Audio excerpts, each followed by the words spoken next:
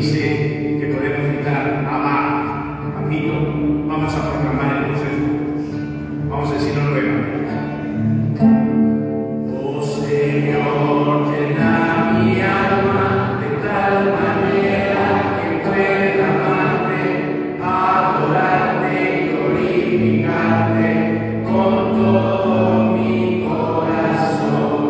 Oh Señor, llena mi alma de tal manera que pueda amarte, adorarte y glorificarte con todo mi corazón.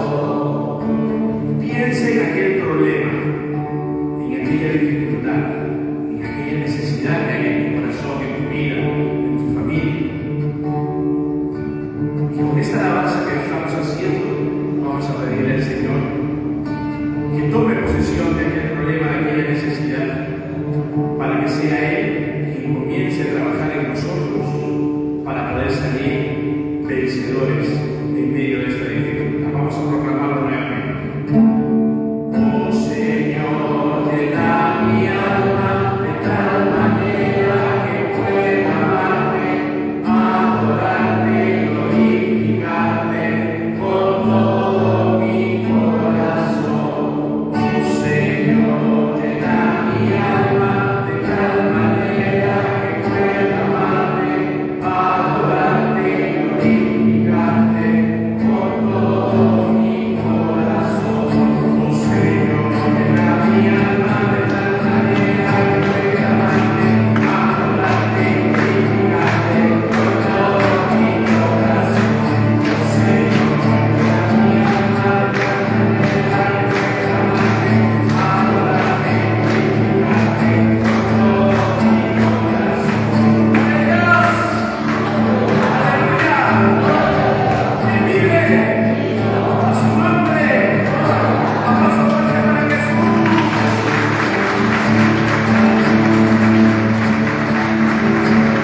Se mueve la mano de Dios, es su palabra divina.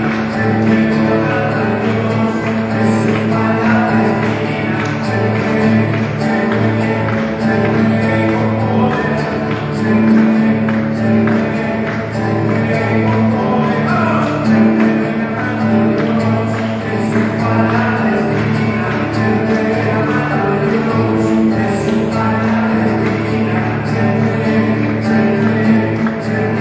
con poder. Se mueve con poder. Con poder, aleluya, con poder. Se mueve con poder, aleluya, con poder. Se mueve con poder, aleluya, con poder. Se mueve con poder, aleluya, con poder. Se mueve.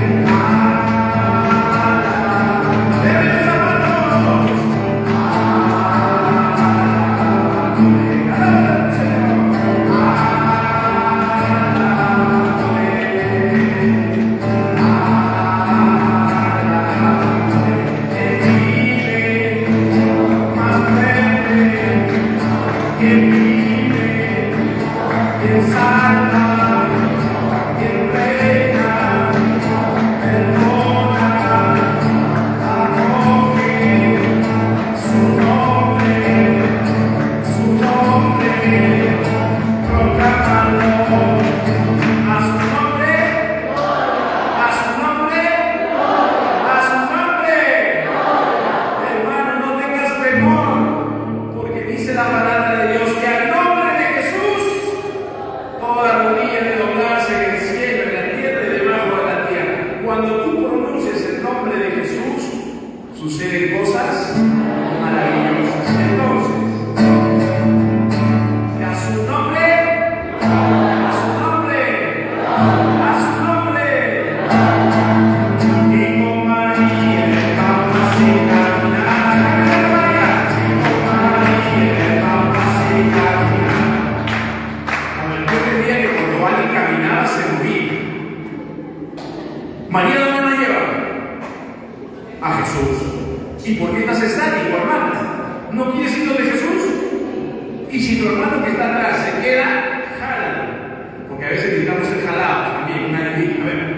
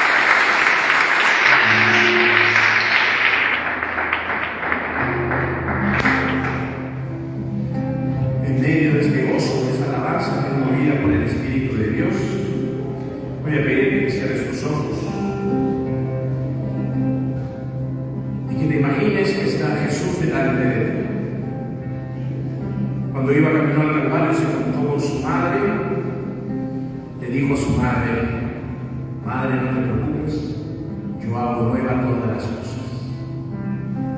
Y el Señor quiere hacer nuevas las cosas en tu vida a partir de este inicio de este taller.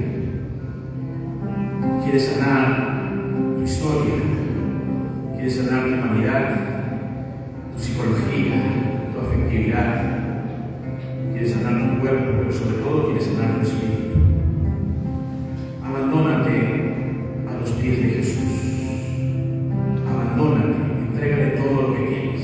Entrégale a tu familia, a tus seres queridos, tu casa, aquellos a quienes amas, tus éxitos, tus fracasos, tus penas, tus alegrías, tus tristezas, tus anhelos, tus sueños, tus frustraciones, hasta tu propio pecado, tu cuenta por pagar, tus deudas, tu trabajo, la falta de él, tu salud, la enfermedad, la pérdida de un ser querido.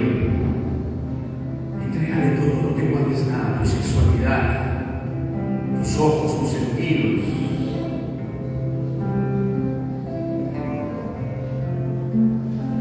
Para que Él pueda hacer nueva todas las cosas, debe vaciarte de ti mismo. Mientras lloro con esta canción, entrégale a Jesús todo lo que eres, lo que tienes y lo que te falta, lo bueno o lo malo, tu historia, tu presente, tu pasado.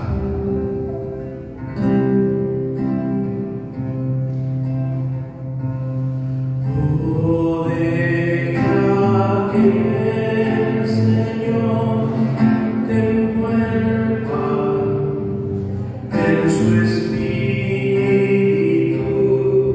de amor, satisfaga hoy tu alma y corazón.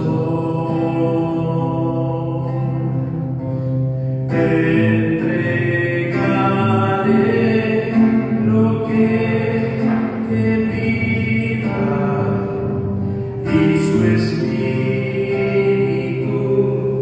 vendrá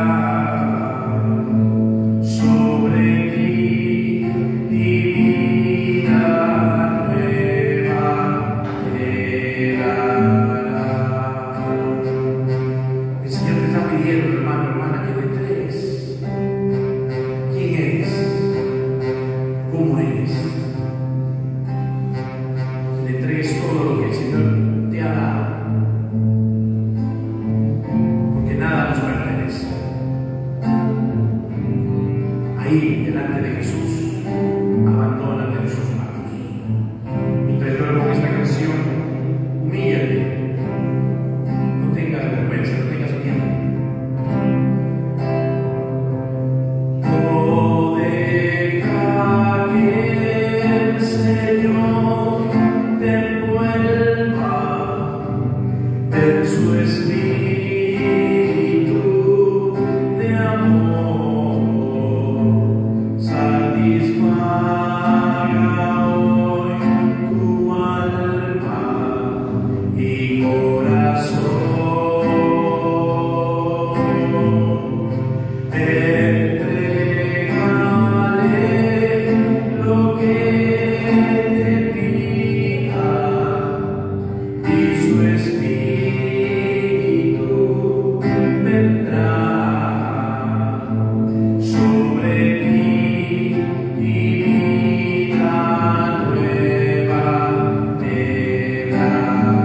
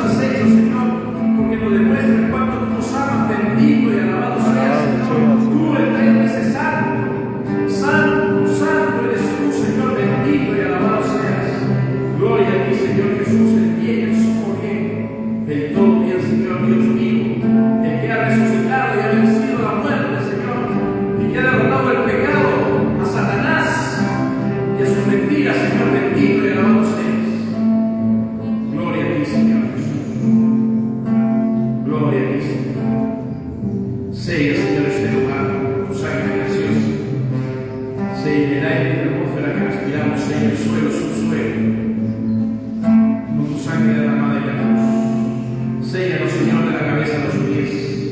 Sella nuestros bienes y posesiones materiales, a nuestros seres queridos y familiares, Señor, con tu sangre redentora. Y que la luz de tu resurrección disipe toda tiniebla, toda oscuridad, todo bloqueo espiritual, todo cansancio y aflicción. Bendito sea, Señor. Ya sea por la sangre lanzado a los pies de tu cruz. Oh, bendito Jesús. Alabado sea, Señor. Y a ti, bendita María. Gloria a ti, Jesús. Señora de gracia. Santa María de Nazaret. Oh, María Auxiliadora. Nos consagramos a ti, pidiéndote tu protección y tu santa intercesión para hacer la voluntad de tu Hijo Jesús. Bendita sea tu Pureza y eternamente lo sea, pues todo un Dios se recrea en su belleza. A ti, celestial princesa, Virgen Sagrada María, yo te ofrezco en este día mi alma, mi vida y mi corazón. No me dejes, Madre mía, dame tu santa bendición. Gloria al Padre, al Hijo y al Espíritu Santo. Como era en un principio, ahora y siempre, por los siglos de los siglos. Amén.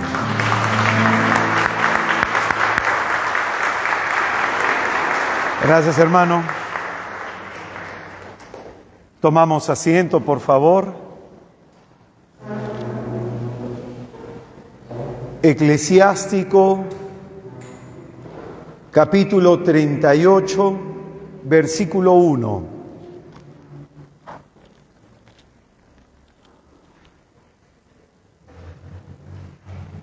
Sí,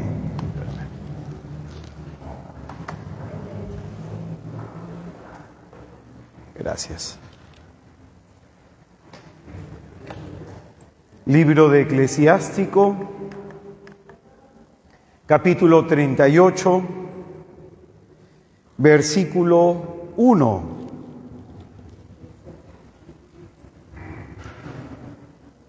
Muy buenas noches, hermanos.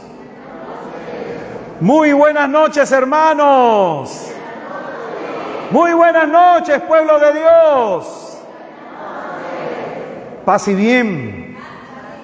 Sean todos y cada uno de ustedes muy bienvenidos. Le damos la bienvenida. Nosotros somos misioneros de Santa María de Nazaret, nuestros hermanos de la comunidad Betania y la comunidad Betel, los que nos están sirviendo en esta noche.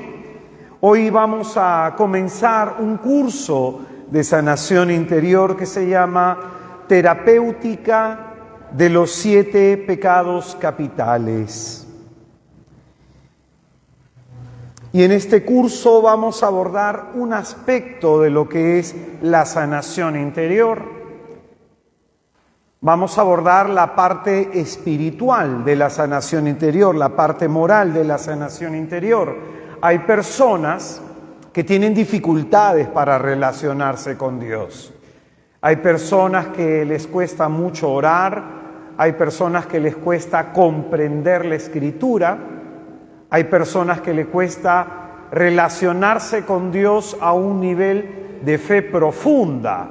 Y muchas veces detrás de esta realidad hay una enfermedad espiritual. Normalmente cuando hablamos de enfermedades espirituales, por ejemplo, a veces no nos falta hablar de lo que es la ceguera espiritual, lo que es la dureza del corazón, o una enfermedad espiritual muy conocida que es la tibieza de espíritu. Y pues bien, en este curso vamos a abordar ese aspecto de la sanación interior. La sanación interior tiene 2 aspectos, la parte psicológica, pero también la parte espiritual. Ya iremos a lo largo de estos temas mostrando cómo de nuestras heridas emocionales se puede tener actitudes pecaminosas que terminan impidiéndonos acercarnos más profundamente a Jesús. Por eso en este curso, para aquellos que desean, en mi Facebook está la sumilla de todo lo que se va a desarrollar. Ahí también yo he puesto alguna literatura por si alguno desea adquirirla y estudiar, hacer un estudio más profundo de esta cuestión. Nuestro objetivo general es mostrar a Jesucristo como nuestro médico y nuestra medicina, presentar a Jesús como nuestra salud y que nos invita a entrar en un proceso de sanación interior al cual el Señor le llama conversión. Vamos a desarrollar 3 aspectos específicos en este curso: los fundamentos bíblicos y teológicos de lo que es el pecado y el medio a través del cual Dios nos sana, que es la gracia. Enseñar también los aspectos específicos de lo que son los 7 pecados capitales y qué es lo que implica la psicología y la espiritualidad de comprender esa enseñanza. Y finalmente vamos a hacer un diagnóstico y una terapéutica en clave cristiana de ese mal moral que nos impide relacionarnos con Dios. ¿Amén? El primer tema que vamos a tratar de dividirlo en 2 partes para que no corramos en nuestro curso. El primer tema se llama la enfermedad en el hombre. La enfermedad en el hombre.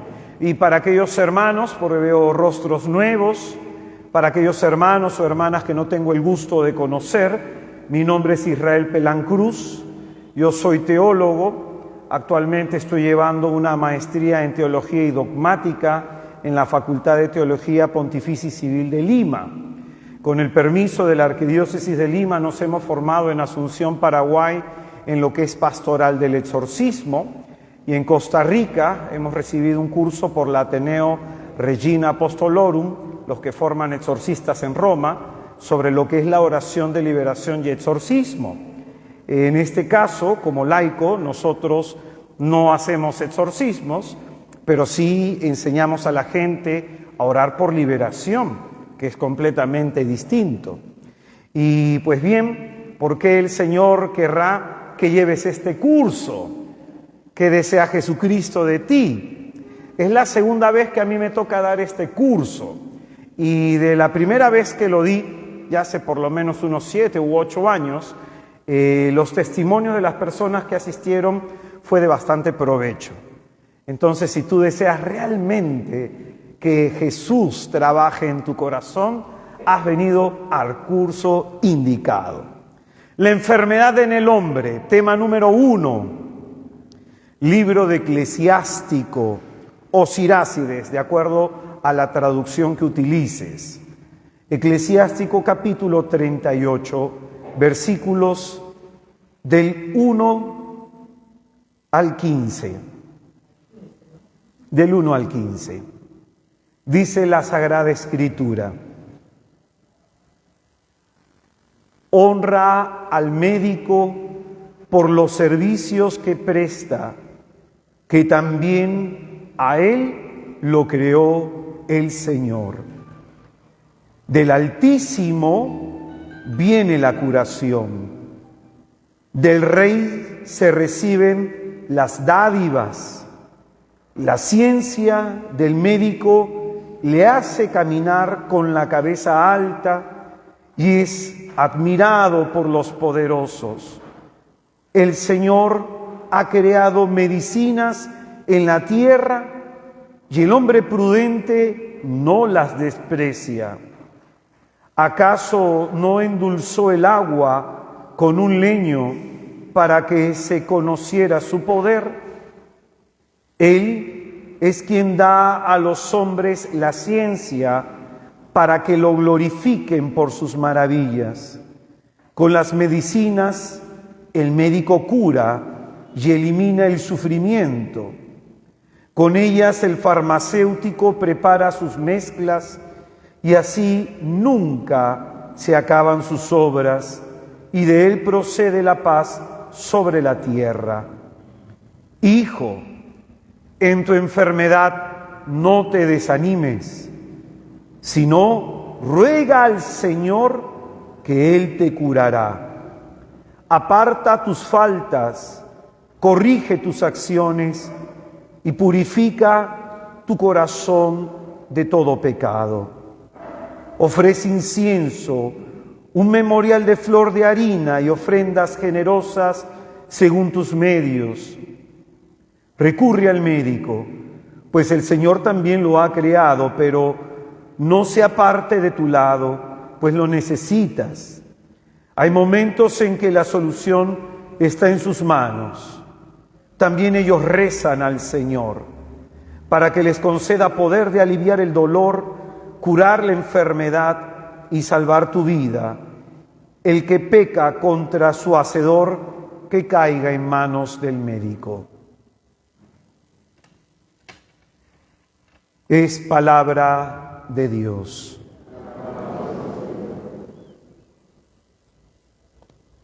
Santifica mis labios,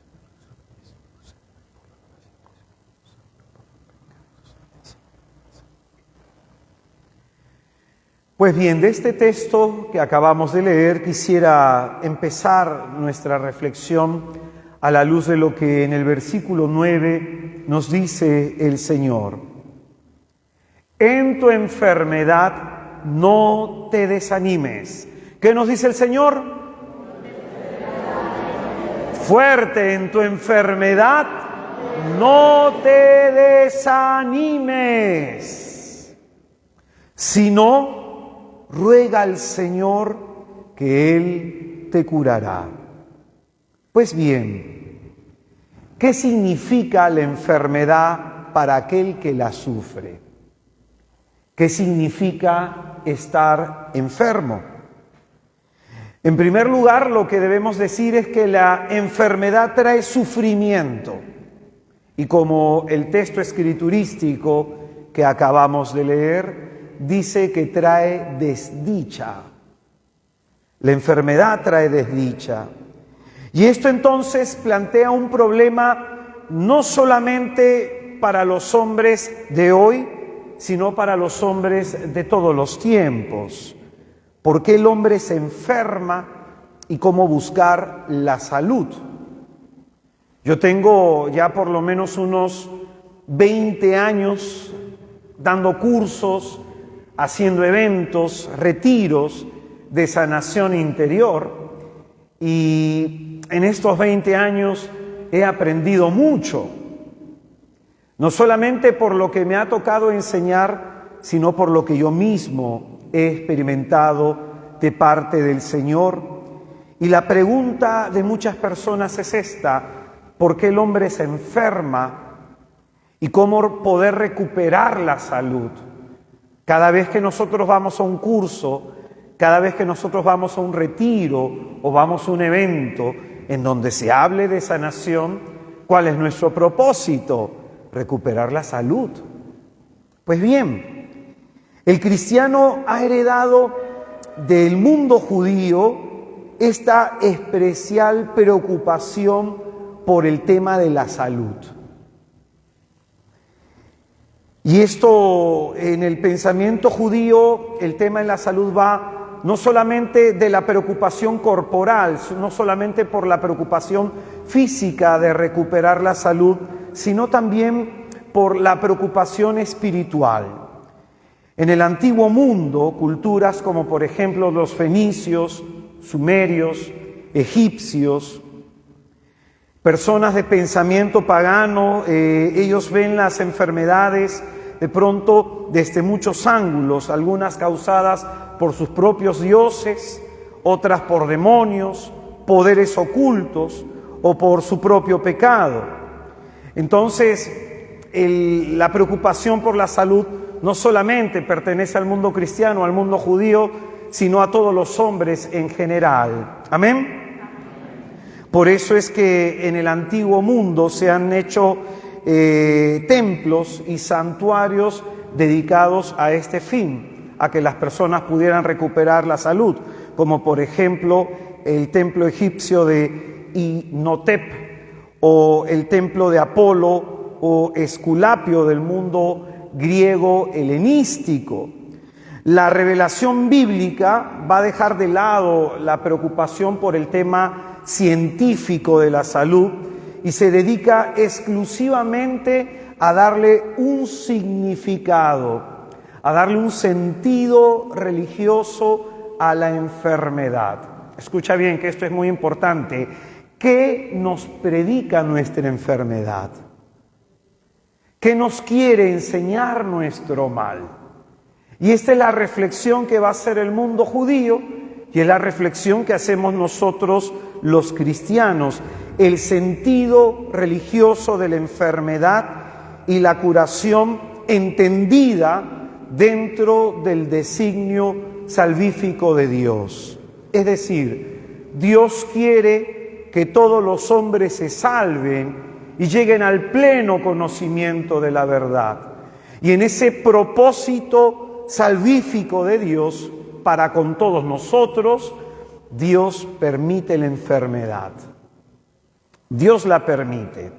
Entonces, el salto diferencial que hacen las culturas circunvecinas al pueblo de Israel, al pueblo judío, es esta, que se hace una lectura de la fe desde la enfermedad. Y es lo mismo que deberíamos hacer nosotros. Cuando nos enfermamos, cuando nos sucede algo contrario a las expectativas de nuestra vida, hacer una lectura desde la fe. ¿Qué nos quiere predicar este problema? Y en este caso, respecto a lo que estamos abordando, ¿qué nos está predicando nuestra enfermedad? Hay toda una evolución en esta comprensión hasta la venida de nuestro Señor Jesucristo, que es lo que vamos a tratar de desarrollar, pienso yo, en dos temas, para no abordarlo todo en uno y no correr con la enseñanza. Entonces, lo primero que quisiera explicar, ¿qué significa tener salud? La salud es un estado de bienestar general que supone tener ciertamente fuerza, y esto es lo contrario a la enfermedad, porque la enfermedad se concibe como un estado de debilidad y de flaqueza. En el libro de Job, capítulo 5, versículos del 8 al 11, dice la Escritura: yo por mí a Dios recurriría, expondría a Dios mi causa. Él es el autor de obras grandiosas e insondables, de maravillas sin número. Él derrama la lluvia sobre la haz de la tierra y envía las aguas a los campos, para poner en alto a los postrados y a los míseros a la salud sean elevados. Ya en este libro sapiencial se nos dice algo que es muy importante. Es Dios quien tiene el poder para levantar al hombre de la enfermedad. Por eso en el pensamiento judío hay una palabra que es muy importante, que nosotros la traducimos por paz. Esa palabra es shalom. Y cuando un judío le dice a alguien shalom, ese judío está deseando que sobre esa persona venga todo tipo de bienestar, tanto material como espiritual. Y es en ese contexto que en esta palabra se está deseando que Dios le dé la salud a esa persona. Entonces esto es muy importante, que nosotros extraemos del mundo judío. Es Dios quien devuelve la salud, es Dios quien levanta al enfermo de su enfermedad. Amén. Por eso es que vamos a encontrar en la Sagrada Escritura algunos salmos que tienen que ver con la oración de un hombre enfermo pidiéndole a Dios la curación, como por ejemplo el Salmo 6, Salmo 32, Salmo 38, Salmo 39, Salmo 88, Salmo 102, entre otros. Entonces, a la luz de esto, el hombre religioso del Antiguo Testamento se pregunta: ¿qué significa la enfermedad para aquel que la sufre? En los libros sapienciales hay toda una reflexión sobre el tema de la salud. Por ejemplo, en Proverbios capítulo 16, en el versículo 24, dice que una persona con el corazón alegre mejora la salud. Mejora la salud. Por eso normalmente las personas que son depresivas, las personas que son malhumoradas, suelen enfermarse mucho. Y muchas veces el mal humor tiene que ver con signos de no poseer salud a nivel interior. Por eso repito este texto que es importante, Proverbios 16, 24. El corazón alegre mejora la salud del hombre. Otro libro más, Eclesiastés capítulo 12, versículo 12. Eclesiastés capítulo 12, versículo 12 dice: dedicarse a muchos oficios, como estudiar sin disfrutar la vida, daña la salud. Mira, la persona que está en muchas cosas, eso va a terminar dañando su salud. Por eso a veces es bueno decir no. Yo a veces, sobre todo en temas de iglesia, veo a mucha gente, conozco a gente que está en un grupo, que está en una comunidad y luego está en otra, y están haciendo una cosa y otra cosa y otra cosa, y paran siempre cansados, paran siempre agotados, sin la posibilidad de disfrutar la vida que como don Dios les ha dado. Mira aquí lo que dice la Escritura: dedicarse a muchos oficios. Estar metido en tantas cosas sin disfrutar la vida, eso daña la salud. En Eclesiástico capítulo 1, en el versículo 18, Eclesiástico capítulo 1, versículo 18 dice: el temor del Señor hace florecer al hombre en paz y en salud. Es decir, la persona que vive una vida buscando agradar a Dios, la persona que vive una vida esforzándose por agradar a Dios, esta persona, dice la Escritura, que va a gozar de salud. Va a gozar de salud.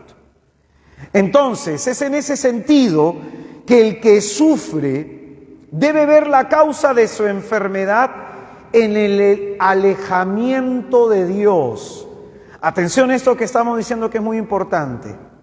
La persona que sufre por algún tipo de mal debe ver ese sufrimiento en una raíz. Probablemente se ha apartado, probablemente se ha alejado de Dios. Atención a eso, que es muy importante. Existe un nexo entre la enfermedad y el pecado según la revelación bíblica. Y esto va a alcanzar sus precisiones cuando hablemos de nuestro Salvador Jesucristo. Sin embargo, es importante mostrar esto, que cuando una persona sufre, que cuando una persona está experimentando la desgracia, y específicamente por el tema que estamos desarrollando, cuando una persona está enferma, hay que reflexionar sobre cómo está nuestra relación con Dios. Por eso tú tienes a santos como San Ignacio de Loyola, entre otros, que cuando se han encontrado enfermos, que cuando se han encontrado convalecientes, esa enfermedad y esa situación de postración les ha servido para su conversión, para acercarse a Dios. Por ejemplo, yo hace 2 años, yo tengo 5 hernias en la columna, que si yo camino es por pura misericordia de Dios. Y se me activaron las 5 hernias a la vez. Entonces no pude caminar por aproximadamente unos 6 meses más o menos. Con la justa podía moverme de mi cama al baño y a duras penas, ayudado por mi esposa, a la mesa a almorzar y a cenar. Y estuve así postrado durante unos 6 meses.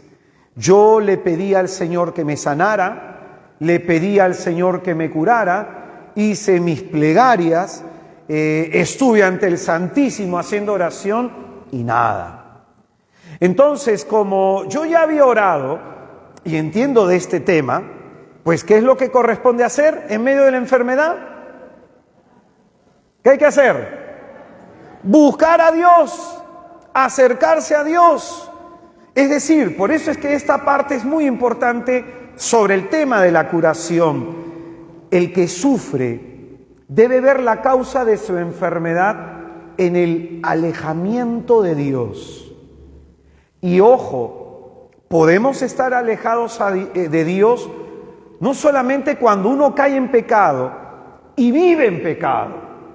Podemos estar dentro de la iglesia, en un grupo de oración, en un círculo bíblico, en una comunidad y vivir apartados de Dios, vivir apartados del Señor, porque a veces estamos metidos en tantas cosas que solemos decir esto: no tengo tiempo para orar, no tengo tiempo para rezar. ¿Y cuántos de los que están en la iglesia, en un apostolado, o en otro apostolado, o en otro apostolado, prefieren estar haciendo cosas que dedicar tiempo al coloquio, a la oración con Dios? ¿Y esto qué supone? Que podemos estar en comunión, es decir, en estado de gracia, pero no mantener la comunicación con Dios. Nos hacemos una sencilla pregunta: ¿cuántos hoy día saben lo que Dios les quiso decir en su día? ¿Cuántos hoy día saben qué les quiso decir Dios? Porque tú has vivido este día, pero probablemente con el oído cerrado a la palabra que Dios tenía que decirte. A veces sucede también que cuando oramos solo pedimos y pedimos y pedimos, mas no escuchamos lo que Dios tiene que decir. ¿Y esto qué significa? Que hay algunos que viven en comunión, pero sin comunicación con Dios. Imagínate un hombre y una mujer casada, un hombre y una mujer que viven una vida marital y no dialogan entre ellos, no conversan entre ellos, viven en una misma casa, duermen en una misma cama, comen en una misma mesa, pero sin diálogo. Esa relación está anulada. ¿Me dejo entender? Tú puedes ir a la iglesia, rezar tu rosario, estar en tu comunidad, pero si tú no oras, tu relación con Dios va a estar anulada. El padre Ignacio Larrañaga, de Talleres de Oración y Vida, decía: si tú oras mucho, mucho de Dios habrá en ti. Si tú oras poco, poco de Dios habrá en ti. Pero si tú no oras nada, nada de Dios va a haber en ti. Entonces, en medio de la enfermedad, yo le dije al Señor: gracias porque me das tiempo para leerme libros que quería leerme hace tiempo. Había un libro que me llamaba mucho la atención, Las 3 conversiones, que tú lo encuentras en internet. No te leas la versión larga de 1500 páginas, sino la versión abreviada de 150. Ahora, si quieres, te lees la de 1500 páginas, ¿ya?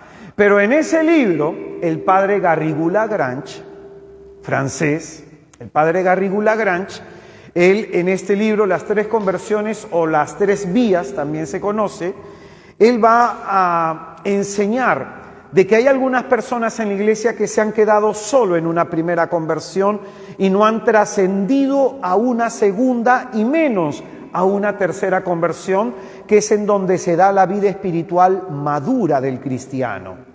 Y en ese libro específicamente se enfoca en la segunda conversión, en la que podemos estar la gran mayoría de los que nos encontramos acá, y se nos van a dar signos a través del libro de los diálogos de Santa Catalina de Siena, sobre los signos que acontecen previamente al llamado de la segunda conversión. Muy interesante. Y uno de esos signos tiene que ver con este curso, cuando la persona tiene sequedad espiritual. Cuando a la persona le cuesta orar, le cuesta hacer vida espiritual, ese es un signo que la persona está siendo llamada por el Espíritu a una segunda conversión. Y en esta persona se tiene que acontecer lo que se conoce como la purificación pasiva de los sentidos. Lo que supone que ya esta persona ha trabajado en su conversión y como que de pronto se mira a sí misma y ve que aún hay aspectos pecaminosos en su vida muy enraizados en su carne. Entonces en ese momento viene el Espíritu Santo para purificar a esa persona, para sanar a esa persona y avance a una segunda conversión. Entonces me estudié el libro, me lo leí, hermano, era un retiro espiritual. Yo leí una página y me la ponía en el pecho del libro y gracias, Señor. 6 meses, orando, buscando a Dios, dándole gracias a Dios. Es decir, me enfoqué tanto en Dios que me olvidé de mi enfermedad, que me olvidé de mi dolor, que me olvidé de mi mal. ¿Me acercó esa enfermedad a Dios? Por supuesto, claro que sí. Y esa enfermedad fue necesario para que hiciera un alto en mi vida y me acercara más al Señor. Ahora, ¿cómo me curó el Señor? Un día mi hijito, en ese entonces tenía 4 años mi hijo, a la hora de la cena o a la hora del almuerzo hacemos nosotros oración familiar, dando gracias a Dios por los alimentos, y mi hijito se paró de la mesa. Yo me siento en este lado, mi hijo en este lado, entonces se dio toda la vuelta a la mesa y se acercó a mi sitio y puso sus manitas en mi espalda. Y dijo: Jesús, te pido que sanes a mi papá para poder jugar con él. Inmediatamente se fue el dolor. Inmediatamente fue en el acto que se fue el dolor de las 5 vértebras. ¿Por qué Dios no escuchó mi oración y la de mi hijo sí? ¿Qué me quiso enseñar el Señor con eso? Esas son las lecciones que uno saca de la enfermedad. Esas son lecciones que no se te pueden comunicar a través de un libro. Son lecciones que las aprendes solo desde la experiencia de lo vivido. Y por eso este punto es muy importante en nuestra enseñanza. La enfermedad, para el que la sufre, tiene que verla como una causa de alejamiento de Dios. Entonces la enfermedad es un llamamiento a voltear la mirada a Dios. Amén. Amén. Entonces, para los judíos, solo Yahvé nos puede curar. Por eso la afirmación del texto con el que hemos empezado, que en el versículo 2 nos dice: del Altísimo viene la curación. Para el judío es solo Dios a quien debemos recurrir en el tiempo de la enfermedad. En el libro del Éxodo, capítulo 15, en el versículo 26 dice: yo soy Yahvé quien te sana. Yo soy Yahvé quien te sana. Y nuestro Dios nos sana no solamente de nuestros males físicos, nuestro Dios también nos sana de las heridas del corazón.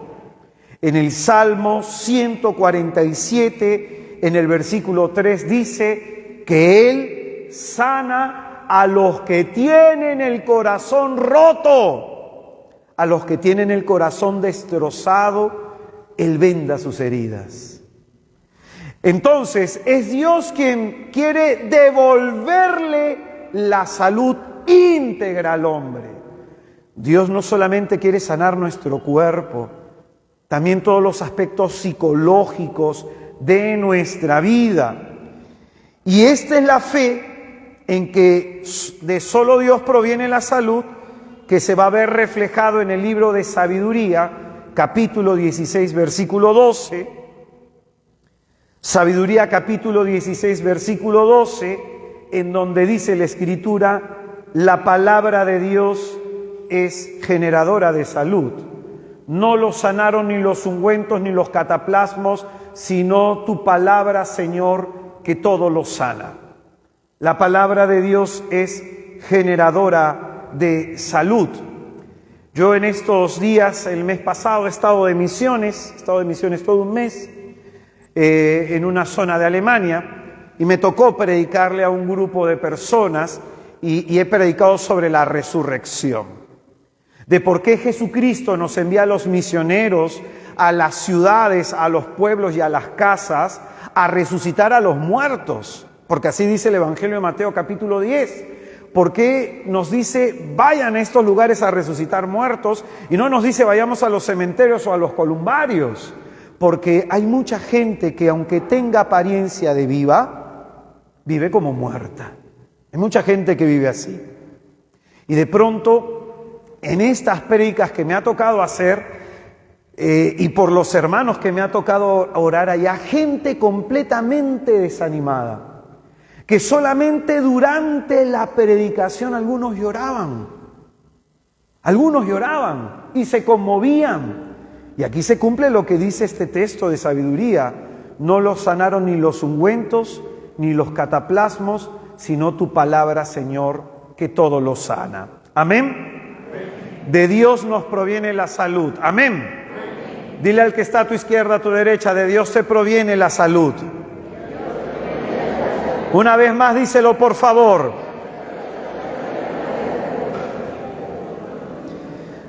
Atención a lo siguiente.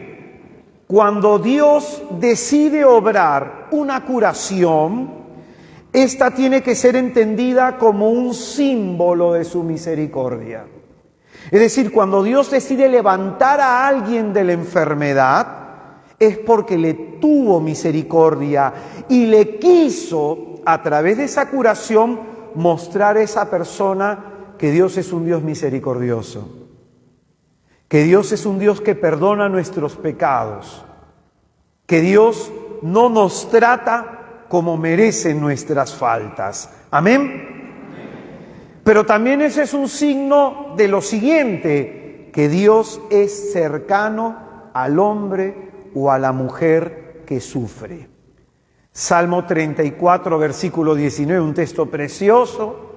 Salmo 34, versículo 19 dice: cerca está el Señor de los que tienen el espíritu hundido. En nuestro tiempo, ¿quiénes son los que tienen el espíritu hundido? Los que están deprimidos, los que están desanimados, los que les falta ganas de vivir, los que están con depresión. Y en nuestro tiempo este es un mal tan común, un mal que muchos incluso lo pueden padecer aún sin reconocer que están deprimidos. Por ejemplo, me tocó entrevistar a una señora y esta señora me decía: hermano, yo tengo una cantidad de pensamientos negativos impresionantes. Siempre ando pensando mal todo el día, que me pasa esto, que me pasa lo otro, que me pasa aquí, que me sucede allá. Y a veces, hermano, ando pensando por qué Dios no me lleva de una vez. Depresión. Así es la depresión en la mente. Todo es negativo, todo es pesimista. Es como tener una nube gris. La persona se trata de levantar y hace un gran esfuerzo por sacar su vida adelante. Es como que tiene algo pesado encima. Por eso dice la Escritura: el Señor está cerca de los que tienen el espíritu hundido. Amén. Amén. Dios es cercano al hombre que sufre. Dios es cercano al hombre que está enfermo. Al estar Dios por encima de la enfermedad, el judío entiende que Dios la va a permitir. No la desea de manera directa, pero la permite. Y la permite en su providencia para que el hombre saque de ella una gran enseñanza que va a tener incidencia en la salvación de su vida. Entonces, digamos algo que es importante. El hombre, tras el primer pecado, Adán y Eva, el pecado originante, pierde la salud que Dios le había ofrecido como don. pierde la salud que Dios le había ofrecido como don. Por eso cuando Pablo en Romanos capítulo 5 en el versículo 12 va a hablar de Jesucristo como el nuevo Adán, Pablo hace una reflexión dramática sobre la obra nefasta, sobre la terrible consecuencia del primer pecado y la reparación abundante que va a realizar Jesucristo nuestro Señor. Y una consecuencia de ese primer pecado es que el hombre se enferma. El pecado separa al hombre de Dios, y si Dios es la salud para los hombres, el enfermo, para recuperar la salud, tiene que acercarse a Dios. ¿Amén? Ahora escucha bien lo que te voy a enseñar. Según el Catecismo de la Iglesia Católica y según la enseñanza de Pablo en 1 Tesalonicenses 5:23, el hombre puede enfermarse en 3 áreas. 1 Tesalonicenses 5:23 y también los primeros numerales del Catecismo de la Iglesia Católica. Te explico. El hombre es una unidad que está constituida en 3 partes: la parte física, la parte psicológica y la parte espiritual. Nosotros tenemos un alma espiritual, y es en ese sentido, desde la antropología paulina, 1 Tesalonicenses 5:23, que nosotros podemos enfermarnos en nuestro cuerpo, pero también podemos enfermarnos en nuestra mente. Y también podemos enfermarnos en nuestro espíritu. En nuestro espíritu. Entonces, el primer pecado que nos separa de Dios va a generar esto, que el hombre se puede enfermar en cada uno de estos 3 aspectos de la vida humana. Dios permite la enfermedad, mas no la quiere. Jeremías capítulo 29, versículo 11. Jeremías capítulo 29, versículo 11 dice: yo no quiero la desgracia. ¿Qué nos dice el Señor? Fuerte, ¿qué nos dice el Señor?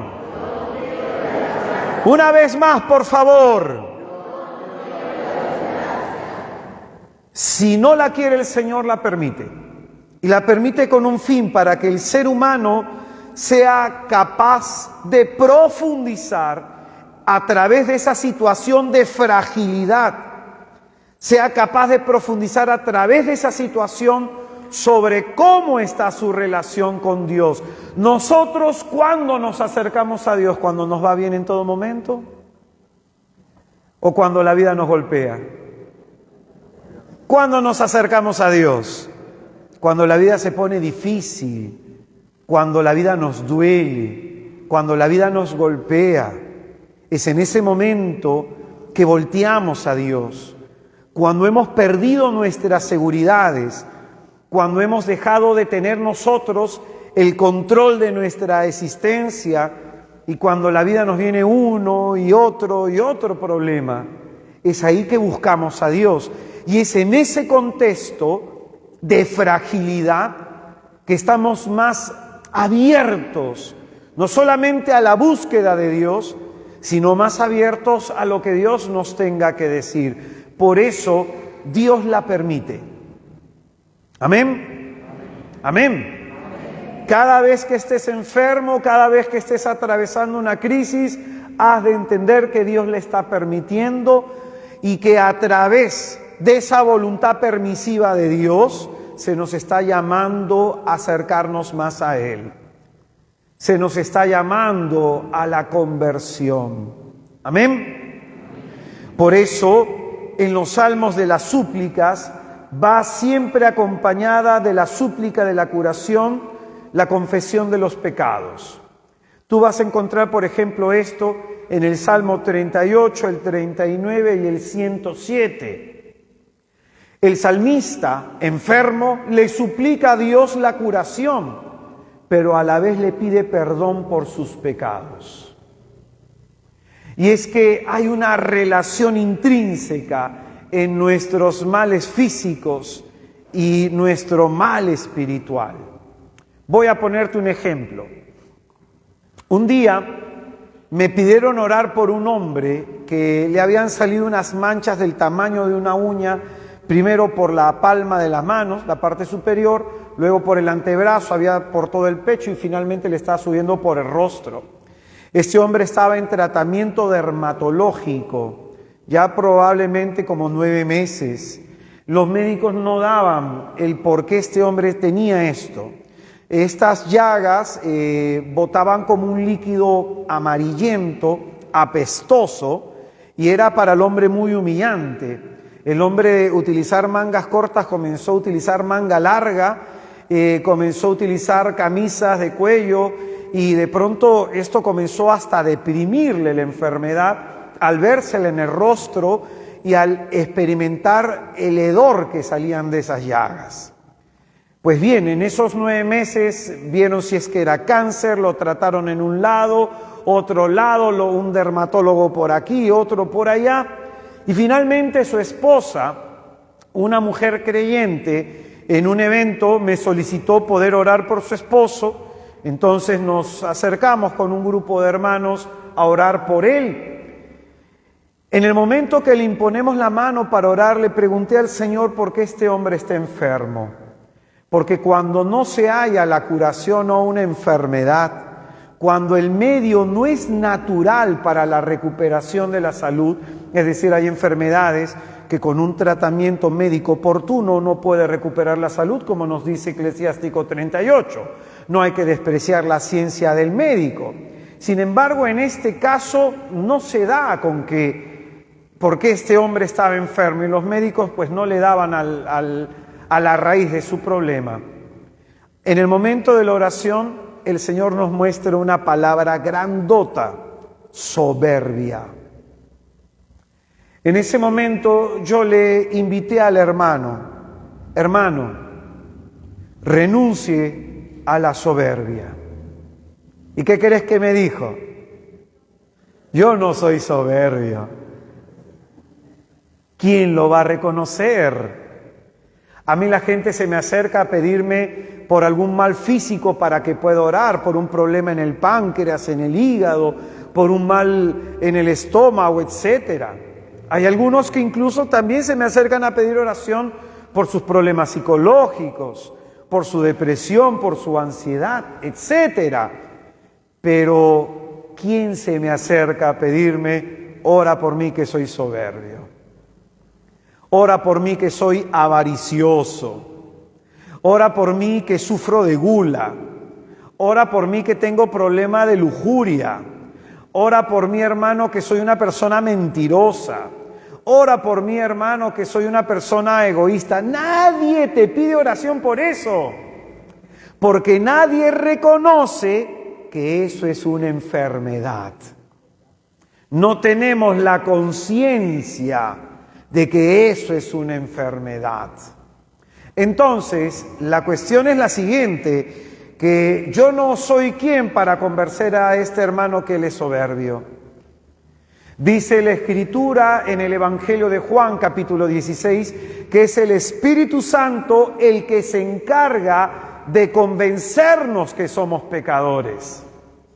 Y en ese momento entonces le impuse las manos y me puse a orar en lenguas. A los 5 minutos de estar orando, el hermano se puso a llorar y yo no sé de qué. Seguí orando por el hermano y él seguía llorando, y el llanto se volvió ya un llanto desgarrador, un llanto que venía desde lo más hondo de él. En ese momento entendí algo de lo que va a decir San Pablo.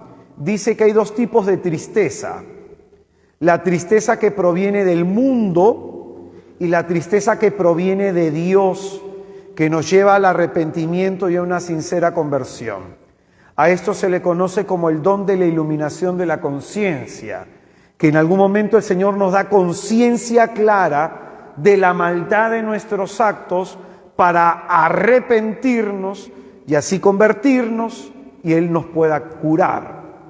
Pues bien, este hermano se tiró al suelo de rodillas, levantó sus manos al cielo y comenzó a confesar todos sus pecados de soberbia. Señor, yo he despreciado a esta persona, yo me he querido más que esta persona, Señor, yo he hablado mal de esta persona, porque la hija menor de la soberbia es la crítica, como ya lo estudiaremos. O sea, cada pecado capital tiene sus hijas y sus hijos, y lo iremos viendo cuando estudiemos cada pecado. Y el hombre comenzó a confesar sus pecados, a arrepentirse de ellos, y cuando terminó de hacerlo, rompió en llanto y se quedó tirado en el suelo. Nosotros oramos. En ese momento le dije a Jesús: Señor, con tu sangre lava cada una de esas llagas. A las 2 semanas ya el hombre no tenía ninguna. Pero escucha bien, lo que me cuenta la esposa y lo que me cuentan sus hermanos de comunidad es lo que a mí me impresionó. Me dijeron que el hombre había tenido un cambio completamente radical. Era una persona creída, era una persona arrogante, era una persona despreciativa, y ahora se había vuelto una persona amable, con capacidad de escucha, una persona que ahora pedía perdón. Lo habían visto los hermanos de una manera y ahora de una forma completamente distinta. Ya, esa es la sanación interior de la que vamos a enseñar. Esa es la sanación interior de la que queremos enseñar en este curso. A ese nivel quiere sanarnos el Señor. No es solamente que tú te sientas liberado de los traumas de tu pasado.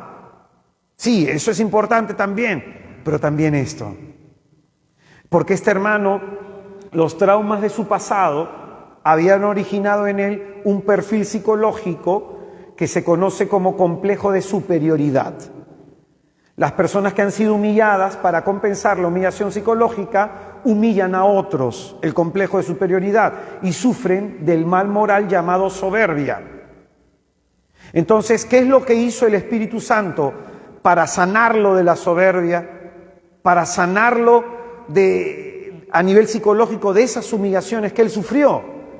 Lo llevó a tomar conciencia del mal moral que habitaba en él, que al punto era tan espantoso su pecado que se veía reflejado en cada una de esas llagas que supuraban materia y un olor espantoso. O sea, lo que se veía físicamente era lo que estaba pasando espiritualmente en ese hombre. Por eso, siempre en la teología de los padres de la Iglesia, cuando se habla del hombre pecador, se muestra un leproso. En la vida espiritual hay personas que tienen carisma de visión, pero hay otros que también tienen carisma olfativo. A algunas personas se les huele su pecado. Y hay algunas personas, según la experiencia de algunos místicos en la Iglesia, que cuando se les presentan las almas del purgatorio, huelen a una podredumbre espantosa. ¿Por qué? Porque el pecado pudre el alma. ¿Amén? ¿Amén? Entonces, por eso en los Salmos tú vas a encontrar esto que va de la mano: pedirle a Dios la curación, pero también la confesión de los pecados. También la confesión de los pecados. ¿Amén? El ejemplo del testimonio que te he contado, espero que haya sido bastante gráfico para entender el objetivo del curso. Se amarra a nivel psicológico nuestras heridas emocionales y que se manifiestan a través de nuestro pecado personal. Por eso la enfermedad tiene un fin pedagógico, sacrificial o incluso redentor. Todos nuestros males tienen que ser leídos desde la fe. Desde la fe. Un día, por ejemplo, me pidieron orar por una mujer, estaba en una zona de misión, voy a orar a esta zona de misión, me pidieron orar por una mujer que tenía 1 año y medio en tratamiento farmacológico con psiquiatra por la depresión que tenía. Entonces, un poco como entiendo de algunas cositas ya con los años de experiencia, de frente, a ojos cerrados, la miré a la mujer, en el rostro se le notaba todo, y le hice una pregunta: ¿usted es casada o divorciada? Yo soy divorciada. Ah, pues bien, entonces una preguntita. ¿Qué siente usted cuando el marido que la dejó por irse con otra mujer le va mal? ¿qué siente usted? Y la mujer me queda mirando, se le transforma el rostro y me dice, siento que Dios me está haciendo justicia. ¿Cómo se llama eso? Fuerte.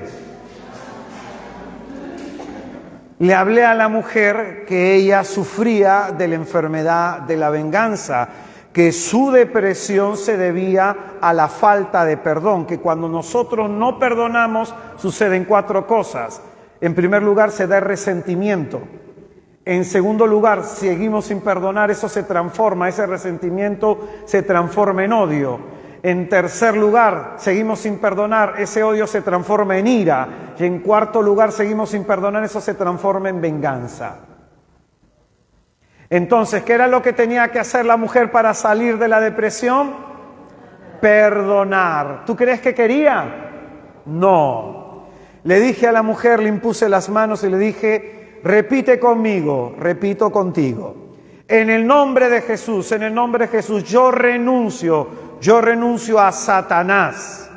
Y no pudo decirlo. Por segunda vez, no pudo decirlo.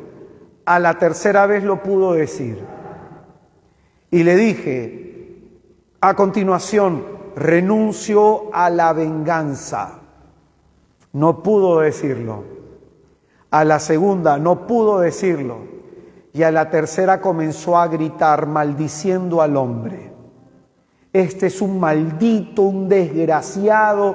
Yo pensaba envejecer con él, me abandonó, yo que le di lo mejor de mi vida, y comenzó a maldecir al hombre, a renegar del hombre, a soltar todo lo que había en su corazón que la podría. Y explotó en llanto. Y en ese momento se le hinchó el estómago. Se le hizo una bola en el estómago. La mujer se asustó. Yo puse mi mano en el estómago y comencé a orar subiendo la mano. Y la mujer veía cómo la bola se le iba subiendo por el organismo, por el cuerpo. Cuando llegamos a la garganta, se le hinchó la garganta. Y en ese momento la mujer comienza a botar una saliva blanquecina, apestosa. La mujer se le abrieron los ojos, se asustó. Y ella me preguntó, ¿y qué es eso, hermano? Esa es la venganza, pues. Ese es el pecado, pues. Por eso es que cuando tú y yo renovamos las promesas bautismales en la Pascua, ¿qué decimos? Renuncio a Satanás, a su pompa, renuncio al pecado. Entonces es muy importante hacer ese tipo de oraciones. Cuando nosotros no podemos renunciar al pecado, pedir a Dios la gracia de poder hacerlo. Te pongo otro ejemplo para iluminar y graficar más la cuestión. Una señora me llama por teléfono, conocida mía, y me dice, mi marido está como loco, está que grita, está que rompe las cosas, hermano, tengo miedo que me pegue a mí o a mis hijos. Entonces le digo, pásame a tu marido. Estaba por teléfono. Y en ese momento el marido contesta el teléfono, le digo, hermano, ¿qué pasa? Y me dice, Israel, en este momento no quiero hablar. Hermano, en el nombre de Jesús, arrodíllese en su sala. Hermano, no quiero hablar. En el nombre de Jesús, arrodíllese en su sala. Se arrodilló el hombre. Y vas a decir, Jesús, yo renuncio a Satanás. Yo renuncio a la ira. Dice la carta de los Efesios, cuando lo estudiemos, la ira es la puerta que se le abre al diablo. Así dice el apóstol. Una puerta que se le abre al diablo. Entonces el hermano no podía renunciar a la ira. Y de tanta insistencia, finalmente pudo hacerlo. Y el hermano recordó las veces que su papá le gritaba a su mamá. Las veces que hubo esa violencia en su hogar. Y se dio cuenta que él había aprendido lo mismo. Y lloró profundamente porque sintió en su corazón cuánto la ira de su padre lo había dañado a él y cuánto con su ira estaba dañando a su familia. Pero él no era consciente hasta ese momento del mal que tenía en su alma. ¿Me dejo entender, hermanos? Dios se sirve de la enfermedad para mostrarnos facetas escondidas y sorprendentes de nuestra propia existencia, como en estos casos que te he contado. La enfermedad tiene un sentido profundo que solo la persona creyente puede descubrir. Dios se revela a través de la enfermedad. Dios salva al hombre a través de la enfermedad. Amén. Ahora, hay que hacernos una pregunta. ¿Toda enfermedad surge por causa del pecado personal del que la padece? Según la reflexión que estamos haciendo desde el pensamiento judío. Hay dos posturas, tú vas a encontrar dos posturas en la Biblia. La primera es ver la enfermedad como un castigo de Dios, como un medio correctivo, como un medio que Dios va a utilizar para disuadir al pecador a que siga perseverando en su pecado. Vas a encontrar libros como Proverbios 23:14, Sabiduría 12:2, Salmo 89:33 o Salmo 94:10. Pero frente a esta postura surge una disyuntiva. Eso es el pecador, pero ¿qué pasa con el hombre justo que también se enferma? ¿Qué pasa con aquella persona que busca vivir una vida agradable a Dios, pero que también se enferma? ¿Deberíamos decir lo mismo? Hay dos libros, Tobías y el libro de Job, que nos van a enseñar al respecto. Entonces, aquí es importante decir, hay personas que sufren por causa justa. Es decir, su pecado lo ha enfermado y lo ha llevado a la condición en la que se encuentra su vida, por causa justa. Pero hay otras personas que pueden sufrir por causa injusta, como Job o como Tobías. En estas personas la enfermedad es una prueba y se pone a prueba la fidelidad del justo. Por eso es muy importante, cuando uno hace discernimiento sobre el mal que uno puede estar padeciendo. Por ejemplo, me pidieron orar por un hombre que lamentablemente tenía cáncer, estaba en una etapa terminal, y cuando voy a orar por esta persona, yo le pregunté, hermano, ¿usted ha logrado amasar su fortuna injustamente? El hombre me quedó mirando. ¿Usted no ha pagado lo que debía? ¿Usted ha explotado a algunas personas? ¿Usted le ha quitado algo materialmente a alguien? Y el hombre se quedó calladito y la esposa movía la cabeza. Le dije al hermano, pida perdón, devuelva lo que no le pertenece para que se pueda sanar. ¿Tú qué crees que hizo el hombre? Y se murió con su cáncer. Entonces, hermano, cuando nosotros estamos experimentando sufrimiento, hay que discernir, ¿este sufrimiento me lo merezco? ¿O es algo injusto? Como por ejemplo, una señora un día me dijo, hermano, yo creo que a mí me han lanzado una maldición o me han hecho brujería. Y yo le digo, así, ¿por qué piensa usted eso?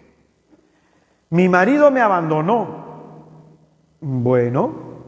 Mis 4 hijos no me hablan. Bueno. Mis nietos no me vienen a ver. Bueno. Yo creo que me han lanzado una maldición. O le han lanzado una maldición, usted tiene mal carácter, señora. ¿Qué cree que es la verdad? ¿Ustedes qué creen? Así es más lo segundo que lo primero. Pero hay personas que nos victimizamos. Hay personas que nos victimizamos. Entonces, como yo me victimizo, la victimización no me va a permitir a mí entender aquel aspecto que Dios quiere corregir en mí. No lo voy a entender. No lo voy a comprender. Por eso, siempre es bueno ponernos en el papel del pecador. Y desde ahí buscar a Dios. Siempre es importante eso. Acuérdate los 2 ladrones clavados en la cruz. Uno, según la tradición llamado Gestas, ladrón malo, le exigía a Jesús que lo salvara. ¿Y Jesús qué le dijo? Ni una palabra le dirigió. Ni una sola palabra. El otro ladrón clavado al lado de Jesús, conocido en la tradición como Dimas, el ladrón bueno, San Dimas, reconoció su pecado, reconoció que estaba en la cruz, justamente se lo merecía y que Jesús era inocente. Y desde esa posición de reconocimiento de su maldad, de sus errores, de que su vida estaba como estaba porque falló a la ley de Dios y a la ley civil, desde ahí pudo apelar la misericordia de Dios. ¿Amén? Pues bien, entonces, el sufrimiento en nuestra vida puede tener estas dos causas. El sufrimiento de Cristo, en ese sentido, cuando contemplamos la cruz. ¿Por qué sufre Jesús? Su sufrimiento es un sufrimiento expiatorio, es el sufrimiento del justo. Él sufre por nuestros pecados. Por eso en el cuarto cántico del siervo de Yahvé se expone abiertamente el aspecto del sufrimiento sin causa y la victoria de Jesucristo sobre ese sufrimiento. En Isaías 52:14 dice: muchos se asombrarán. Este es el asombro, que consiste en pensar que Jesucristo está padeciendo un castigo divino siendo Él inocente. Y por eso dice en ese mismo cántico, pero ahora en el siguiente capítulo, Isaías 53:4, lo tuvimos herido por Dios. En el monte Calvario, ¿cuántos fueron crucificados? ¿Cuántos fueron crucificados? ¿Cuántos? Y si nosotros desde la perspectiva exterior miramos a los tres crucificados, pensaríamos que cada uno de ellos está en esa cruz porque se lo merece. Solamente Dios sabe por qué cada uno está en esa situación. Solamente Dios lo sabe. Y es en ese sentido que Mateo nos va a mostrar la realidad de esto. Solo Dios, que conoce la vida de su Hijo, solo Dios, que conoce que Jesucristo ha vivido de manera justa, por eso es que lo va a resucitar. La resurrección de Jesucristo es esto, tiene este sentido. Entonces, por eso se suele decir que Él cargó no sus males, sino nuestros males. Él cargó nuestras enfermedades y con sus llagas fuimos sanados. Exacto.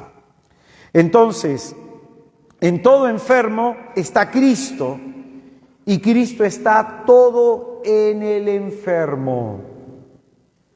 Cuando la Escritura nos dice que Él ha cargado nuestra enfermedad, en todo enfermo está el Señor sufriendo.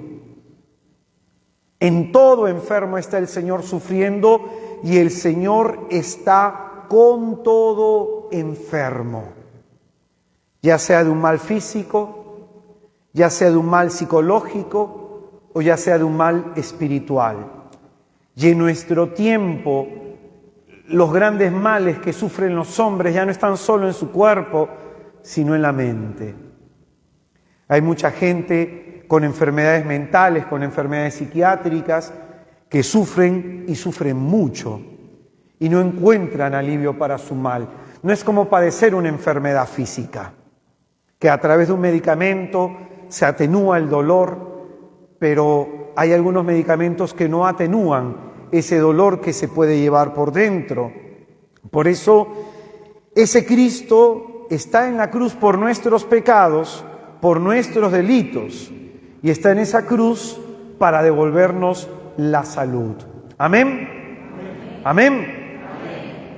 Por eso, hermanos, para ir cerrando esta reflexión, en el análisis solo del Antiguo Testamento sobre la enfermedad, la próxima semana vamos a hacer el análisis del Nuevo Testamento y vamos a explicar ahí ya un poco más lo que nos compete, por qué Jesucristo cura a tantos enfermos.